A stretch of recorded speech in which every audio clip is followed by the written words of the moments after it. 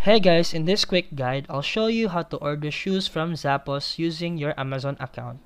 It's super simple and it takes just a few minutes. So let's get started. First, go to zappos.com, click sign in, and choose to log in with your Amazon account or create a new Zappos account. If you're a new user, follow the instructions to register. Once you're in, use the search bar or categorize to find the shoes you like. Click on the shoe you want to buy. Select your preferred color, size, and width.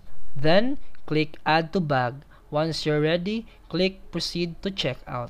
Then, choose a payment method: credit, debit card, PayPal, Amazon Pay, Afterpay. Fill in your billing and shipping address. Then, double check all the details, including size, color, and shipping information.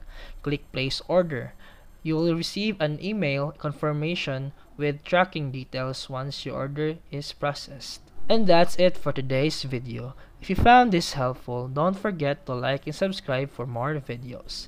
See you in the next one.